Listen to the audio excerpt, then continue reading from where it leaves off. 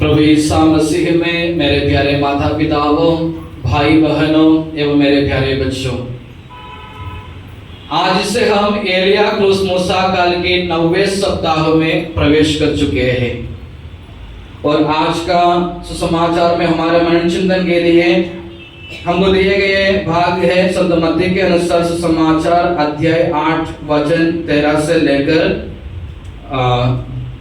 24 पर्यंत। यानी ये जो वचन हमारा मरण चिन्ह के लिए आज कलीसिया हमको दिए गए हैं। पर आज के सुसमाचार में हम देखते हैं कि यीशु नाव पर बैठने के बाद शिष्य लोग कहाँ गए? समुद्र में निकल गए। यानी समुद्र के किनारे एक नाव था, नाव पर यीशु बैठने के बाद यीशु के साथ शिष्य लोग भी समुद्र पे निकल गया। और जाने के बाद में क्या हुआ? जाने के बाद में नाव पानी में डांस करना शुरू किया, बोले तो हिलना शुरू किया। यानी नाव एक साइड से दूसरे साइड इधर उधर जा रहे थे।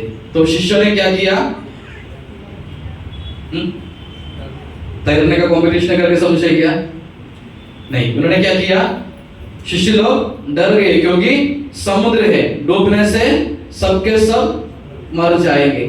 इसलिए जब नाव हिलने लगा तो शिष्य लोग डर गए और उन्होंने क्या किया? नाव पे कौन था?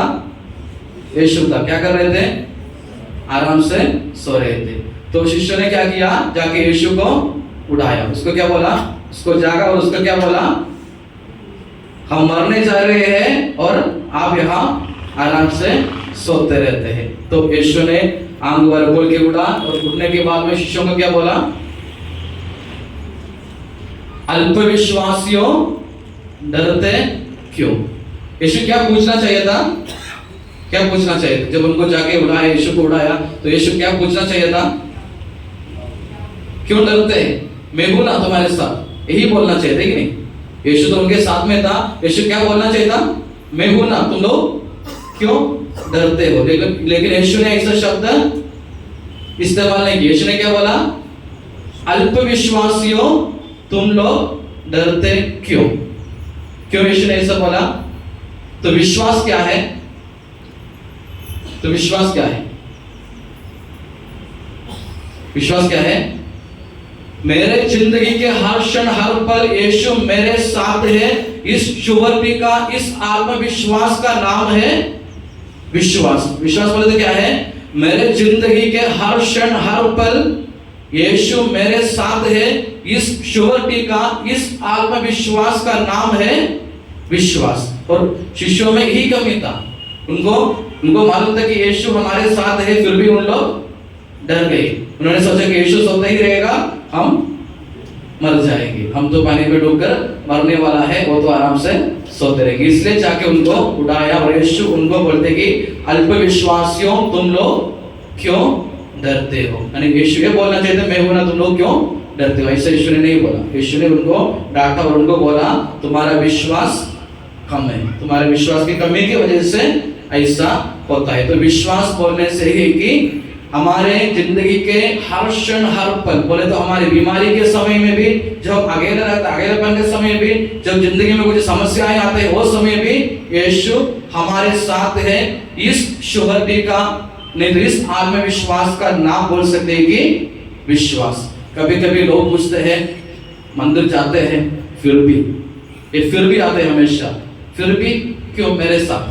फिर भी क्यों मेरे परिवार के साथ? मैं तो रोज चर्च में जाता हूँ, पूजा में भाग लेता हूँ, नहीं तो रोज घर में रोशनी माला करता हूँ, फिर भी क्यों मेरे परिवार के साथ ऐसे होते रहते हैं? क्यों मेरे साथ ऐसा होते रहते हैं? नहीं, फिर भी हमेशा हमारे सामने है, फिर भी क्यों? फिर भी क्यों ये मेरे साथ? ये हमेशा ये प्रश्न हमारे अंदर आते रहते हैं। हम इतना प्रार्थना करने के बाद भी, नहीं तो इतना चर्च में जाने के बावजूद भी हमारे जिंदगी में क्यों ऐसे होते रहते हैं? यानी ये जो प्रश्न हमेशा हमारे अंदर आते रहते हैं। तो हमको ये समझना चाहिए कि कुछ भी हो, समस्याएं हो, परेशानियां हो, दुख तकलीफ हो, कुछ भी हो, लेकिन ईश्वर हमारे साथ है। इस आत्मविश्वास को हम विश्वास बोल सकते हैं। यानी हमको कभी भी छोड़ के जाने वाला एक ईश्वर नहीं है, हमारा ईश्वर, हमारे ईश्वर हमेशा हमारे साथ है। ये तो विश्वास हमको होना चाहिए। और आज के दूसरे भाग में हमने सुना है कि यीशु उधर से कहाँ गया, गेदरेगरास करके एक गांव में गया। वहां जाने के बाद में क्या हुआ, क्या हुआ सुना होगा आप लोग। कब्र में से दो अबोधग्रस्त लोग उड़ के आ रहे थे। आते समय उन लोग सबके ऊपर चिल्ला रहे थे और यीशु को देखते हुए उन्होंने क्या बोला,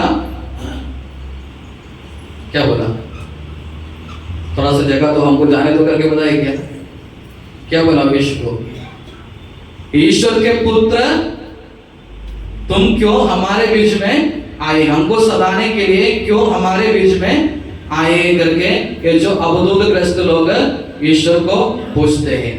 यानी शैतान को मालूम है कि वह ईश्वर का पुत्र है, एक मैसियानिक सीक्रेट है। यानी क्रूस पर मरते समय ये जो सीक्रेट को प्रकट हुआ, क्योंकि शतापति ने उसके छाती पर मारा, वहां से रक्त और पानी निकला।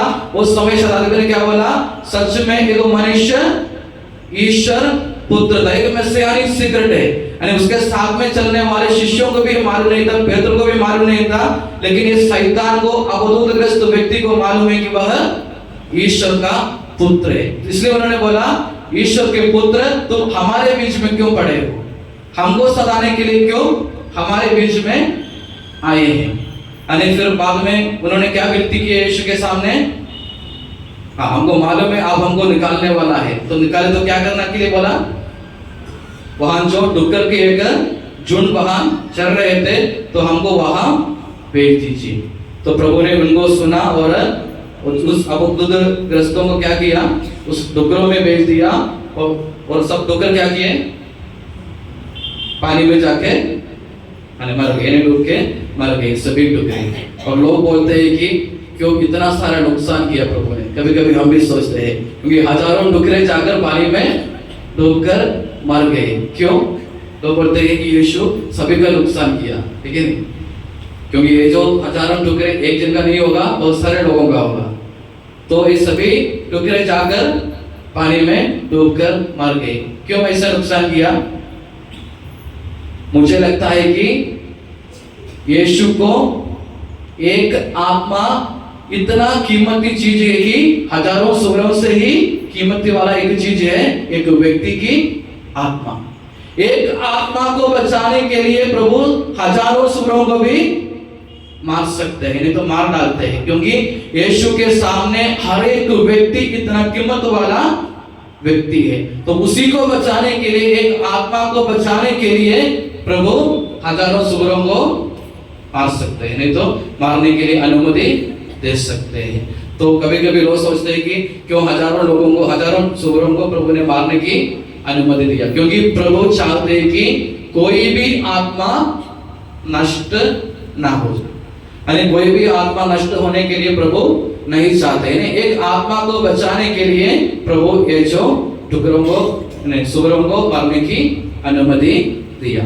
तो ये सब होने के बाद में सब सूर आकर जाके मर गया पानी में। उसके बाद में क्या हुआ, जो उसको चराते थे वो लड़का जाके सभी को बता दिया एक आदमी आया है, उसी के वजह से सभी सूरे जाकर मर गए, पानी में डूबकर मर गए। तो शहर में रहने वाले, तो गांव में रहने वाले सभी गांववासी आया देखने के लिए मजिशियन कौन है, कि सभी सूरों को पानी में डुबाकर मारा वाला मजिशियन कौन है, देखने के लिए सभी गांव के लोग आ गया।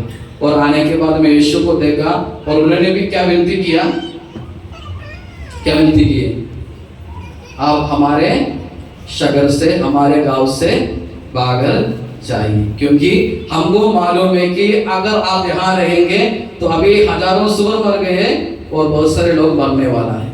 तो आप क्या करना चाहिए, हमारे गांव से कृपया भागकर जाइए, हमारे साथ नहीं रहना चाहिए। यानी ये जो अबोधग्रस्त का लक्षण है, साइन है कि यीशु को दूर करना।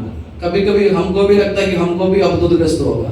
कभी कभी हम क्या चाहते हैं, हाँ ईश्वर तो हमारे सभी प्रार्थनाओं को उत्तर देना चाहिए, लेकिन हमारे कोई भी कार्यों में घुसने का नहीं होना, हमारे कोई भी कार्यों में इंटरफेयर करने को नहीं होना। हम जो करते हैं हमको वैसा ही करने दो, हम क्या सोचते हैं वैसा ही सोचने दो, लेकिन हम जो प्रार्थना करते हैं उसका उत्तर तो हमको मिलना चाहिए। नहीं, अवधूत ग्रस्त का लक्षण क्या है? अगर किसी को शैतान है कि इसका लक्षण क्या है?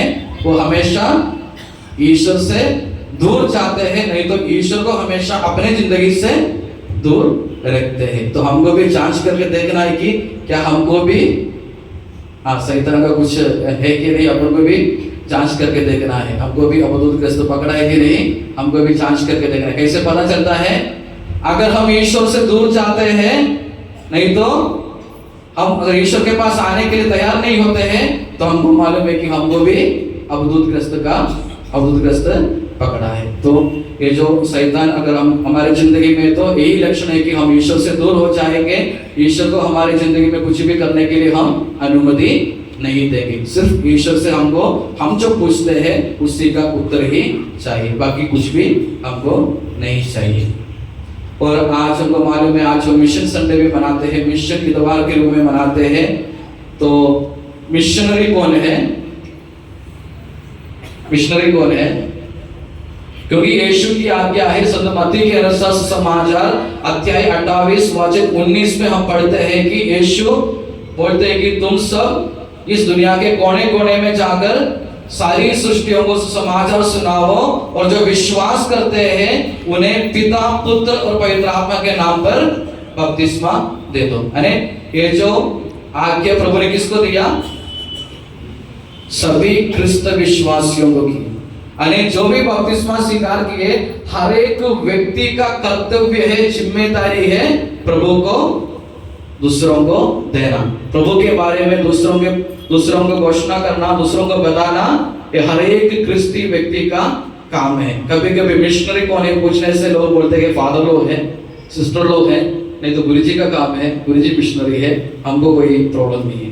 अने यहाँ बैठे हुए छोटे से लेकर बड़ों तक जो भी बपतिस्मा स्वीकार किया है, हर एक व्यक्ति एक मिशनरी है, और हर एक व्यक्ति का जिम्मेदारी है कि यीशु को दूसरों को देना। इसलिए प्रभु ने कहा है कि तुम इन छोटों में से किसी को भी कुछ किया है तो किसके लिए किया? मेरे लिए किया। आज ये नहीं सोचना यीशु क्रूस से उतरकर चलकर हमारे पास आएंगे, क्योंकि आज यीशु का हाथ पैर हम लोग है, हमारा हाथ पैर ईश्वर का हाथ पैर है। इसलिए बाइबल में बराबर लिखा है, क्लियर लिखा है, इन छोटों में से किसी को भी तुमने कुछ किया है तो मेरे लिए किया है। नहीं तो हम सोचेंगे ऐसा रहेंगे, ईश्वर आने दो उसको हम पानी देंगे, ईश्वर आने दो तब हम उसको मदद करेंगे। ईश्वर हमारे पास सामने आने वाला नहीं है। ईश्वर ऐसा ईश्वर के रूप देकर हमारे सामने नहीं आएंगे। इसलिए लिखा है कि इन छोटों में से किसी को भी तुमने कुछ किया है तो मेरे लिए किया है। तो मिशनरी बोले तो सभी लोग मिशनरी लोग हैं, सभी बपतिस्मा स्वीकार किए, हर एक क्रिस्ती व्यक्ति एक मिशनरी है। तो अगर हम सब मिशनरी है तो समाचार की घोषणा के लिए हमको कहां जाना चाहिए? कहां जाना चाहिए? दूर देश विदेश कहां जाना चाहिए? हम कहां रहते हैं, कम से कम अपने घर में अपने बच्चों को विश्वास में बढ़ाए तो वो भी एक मिशनरी काम है। अगर एक पापा मम्मी अपने बच्चों को अपने घर में विश्वास में बढ़ाए तो भी वह एक मिशनरी है। हम कहाँ काम करते हैं, उस जगह पे दो जन को हम प्रभु के बारे में बताए तो वह व्यक्ति मिशनरी बनता है। यानी हमको देखकर अगर कोई हमसे पूछते हैं तुम्हारा ईश्वर कौन है, नहीं तो मैं भी प्रार्थना करना चाहता हूँ, ऐसे हमको देखकर कोई बोलते हैं तो हम बोल सकते हैं कि हम एक मिशनरी है। यानी मिशनरी काम करने के लिए हमको दूर विदेश जाने की कोई जरूरत नहीं है। हम कहाँ रहते हैं वहां हम प्रभु की घोषणा कर सकते हैं। यानी अपने शब्दों द्वारा, कर्मों द्वारा, हमारे सोच विचारों द्वारा हम सब एक दूसरे को क्रिस्त को देने वाला मिशनरी बनना चाहिए। और मिशनरी लोगों का मध्यस्थ कौन है? मालूम है? संत तेरेसा ऑफ लिसियो। यानी उन्होंने कितने देश में चले गए? 3। कहां भी नहीं गया, फिर भी आज सभी मिशनरी लोगों का मध्यस्थ के रूप में संत तेरेसा ऑफ लिसियो को हम मानते हैं। क्यों? क्योंकि उन्होंने सभी मिशनरी लोगों के लिए प्रार्थना किया, उनको जो कर सका वह किया। यानी हम बड़े बड़े कार्य करने की जरूरत नहीं है, हम एक हाथ में गॉस्पेल लेकर, एक हाथ में बाइबल लेकर गाँव जाकर समाचार की घोषणा करने की जरूरत नहीं। अगर इसको कर सकते हैं करने की कोई दिक्कत नहीं, लेकिन अगर कर नहीं सकते हैं, जो करते हैं उनके लिए क्या करना चाहिए? प्रार्थना करना चाहिए। अपने प्रार्थनाओं द्वारा हम एक दूसरे को मजबूत बनाना चाहिए। तो हर एक व्यक्ति क्रिस्ती व्यक्ति है, हम सब मिशनरी है। और हमको डायरेक्ट मिशनरी एक्टिविटीज में काम नहीं कर सकते हैं तो हम अपने प्रार्थना द्वारा उनको सपोर्ट करना चाहिए। तो आज हम मिशन संडे मनाते समय हमें नहीं सोचना पैसा देने से हम क्या होता है, मिशनरी बनता है। नहीं तो नीलाव बोले के लिए कुछ सामान लेके आते हैं तो हम मिशनरी बनता है। पैसा देने से अकेला हम मिशनरी नहीं बनते। देना बोले तो क्या देना है? देना बोले तो क्या देना है? अपने पास जो है वो हमको देना है। मुझे मालूम है थोड़ा सा लंबा जा रही, फिर भी ठीक है। तो जो देना है, जो हमारे पास है वो हमको दूसरों को देना चाहिए। एक छोटा सा कहानी बताता हूँ। कहानी नहीं, गणना है। एक बार हुआ है, एक बार एक आदमी रेलवे स्टेशन के सामने एक भिखारी बैठकर भीख मांगते थे। तो जो भी वहां से जाते थे, सामने से जाते थे, उसको 1 रुपया 2 रुपया उसके रुमाल पे डाल के जा रहे थे। तो एक आदमी आया, उन्होंने अपने पॉकेट में देखा कुछ भी चिल्लर नहीं था देने, बड़े नोट तो अपन देता ही नहीं। तो उन्होंने देखा तो चिल्लर नहीं है, तो उन्होंने कुछ पैसा नहीं दिया। लेकिन उस भिखारी को देखकर उन्होंने क्या बोला, भाई मेरे पास तुमको देने के लिए कुछ नहीं है। ये जो सुनकर वो जो भिखारी रोने लगा। तो ये जो आदमी ने सोचा, मैंने तो कुछ किया नहीं, मैंने तो सिर्फ इतना ही बोला कि भाई मेरे पास तुमको देने के लिए कुछ नहीं, इतना ही बोला। तो ये आदमी को अच्छा नहीं लगा। उन्होंने दोबारा उसके पास जाकर पूछा, तुम क्यों रोते हो? मैंने कुछ पैसा नहीं दिया करके रो रही क्या? तो उस आदमी ने बोला, मैंने 25 साल से हाथ बैठकर भीख मांग रहे हैं, लेकिन अभी तक मुझे कोई भी ऐसा भीख नहीं दिया। ये आदमी ने कौन से भीख दिया? उस आदमी को भाई करके पुकारा।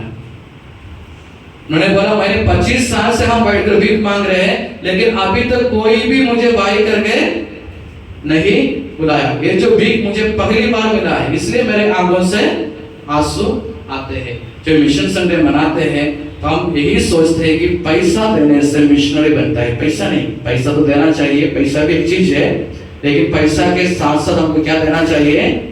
हमारे पास जो है प्यार। ईश्वर प्यार है, ईश्वर हम सबको प्यार करते हैं, तो हमको भी क्या करना चाहिए? एक दूसरे को प्यार करना चाहिए। जो बीमार है उसको जाके एक बार मिलना एक पुण्य, अरे वही भी एक मिशनरी कार्य है। जो बीमार होकर पड़े हैं उसके पास जाकर उसको एक बार मिलना, उसको पूछना सब कुछ ठीक है, कुछ देना नहीं, जाओ कम से कम जाके पूछ लो सब कैसे चल रहे, ठीक है कि नहीं। ये एक मिशनरी काम है। नहीं तो किसी को जो दुख में रहते हो उसको जो निराशा में रहते हो उसको जो अच्छे शब्द बोलना, हमारे शब्दों को सुनकर उसमें कुछ एनर्जी हो गया, वो भी एक मिशनरी काम है।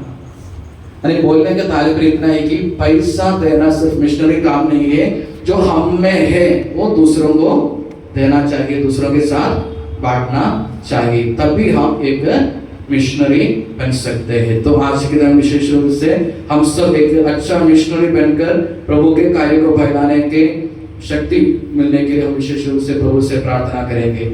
और हमारे लिए गर्व की बात है, अभिनंदन की बात है कि आज ब्रिटो भी पहली बार प्रभु को स्वीकार करते हैं। हमको मालूम है जब पवित्र आत्मा मां मरियम के अंदर आया, मां मरियम के अंदर कौन रूपांतरित हुआ? कौन रूपांतरित हुआ? प्रभु ईसा मसीह रूपांतरित हुआ। जब पवित्र आत्मा मां मरियम के अंदर आया तो मां मरियम के अंदर, मां मरियम के गर्भ में प्रभु ईसा मसीह का रूपांतरण हुआ। तो हम सब रोज प्रभु को अपने अंदर स्वीकार करते हैं। तो हमारे अंदर कौन रूपांतरण होना चाहिए, कौन बनना चाहिए? हम सब रोज प्रभु यीशु मसीह को स्वीकार करते हैं, तो हमारे अंदर कौन बनना चाहिए? प्रभु यीशु बनना चाहिए। हम सब एक दूसरा क्रिस्त बनना चाहिए। अरे जैसे पवित्र आत्मा मां मरियम के अंदर आया तो मां मरियम के अंदर प्रभु यीशु मसीह रूपांतरित हुआ, तो प्रभु यीशु मसीह को रोज स्वीकार करने वाले हमारे अंदर कौन आना चाहिए, कौन बनना चाहिए? प्रभु ईसा मसीह रूपांतरित होना चाहिए। यानी प्रभु ईसा मसीह को जब भी हम स्वीकार करते हैं, ये हमारे मन में होना चाहिए कि आज से हम प्रभु को स्वीकार करने के बाद क्या होना चाहिए, किसका राज्य हमारे अंदर चलने को होना, प्रभु का राज्य हमारे अंदर चलने को होना। प्रभु ईसा मसीह को हमारे मुक्तिदाता के रूप में, जीवन दाता के रूप में पूछने से बोलते हैं कि प्रभु मेरा सर्वस्व है, मेरा सब कुछ प्रभु है, सिर्फ बोलने के लिए।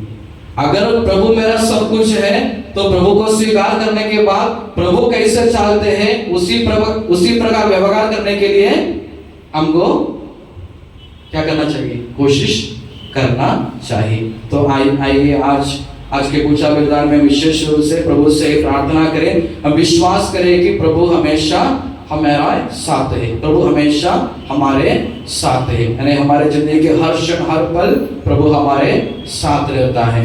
और दूसरा, हम सभी मिशनरी लोगों के लिए प्रार्थना करें, हमसे जो होता है वह हम दूसरों के लिए, दूसरों के भलाई के लिए, दूसरों की उन्नति के लिए करें। और तीसरा,